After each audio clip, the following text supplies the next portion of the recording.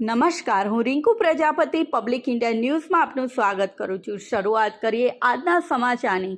શ્રાવણી પૂનમે ડાકોર જવાના હોય તો જાણી લેજો રણછોડરાયજીના દર્શનનો સમય। શ્રાવણ સુદ પૂનમના દિવસે યાત્રાધામ ડાકોરમાં રણછોડરાયજીના દર્શન માટેનું સમયપત્રક જાહેર કરવામાં આવ્યું છે। ત્યારે રણછોડરાયજીના દર્શન માટે કરવામાં આવેલા ફેરફારમાં શ્રદ્ધાળુની યોગ્ય વ્યવસ્થાને ધ્યાનમાં રાખીને ટ્રસ્ટ દ્વારા નિર્ણય કરવામાં આવ્યો છે, જેમાં 19 ઓગસ્ટે રક્ષાબંધનના દિવસે શ્રાવણ સુદ પૂનમ સોમવારની વહેલી સવારે 4:45 મંગળા આરતી કરવામાં આવશે।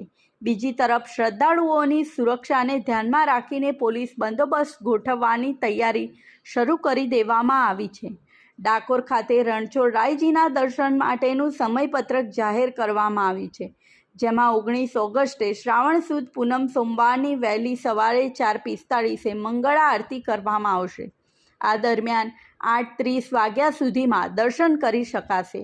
આ પછી 9 થી 1:30 વાગ્યા સુધી દર્શન ખુલ્લા રાખવામાં આવશે, જ્યારે બપોરના 2 વાગ્યામાં મહાભોગ આરતી કરવામાં આવશે, જેમાં 2:30 વાગ્યા સુધી દર્શન કરી શકાશે। આ પછી સાંજે 4 વાગે ઉત્થાપન આરતી કરવામાં આવશે, જેમાં વૈષ્ણવો માટે દર્શન ખુલ્લા થઈ નિત્ય ક્રમાનુસાર સેવા પૂજા કર્યા પછી શ્રી ઠાકોરજીની અનુકૂળતાએ પોઢી જશે।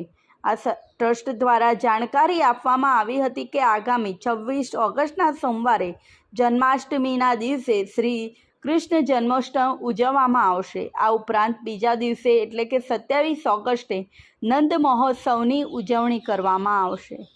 આ સાથે આજના સમાચારને અહીં સમાપ્ત કરીએ છીએ।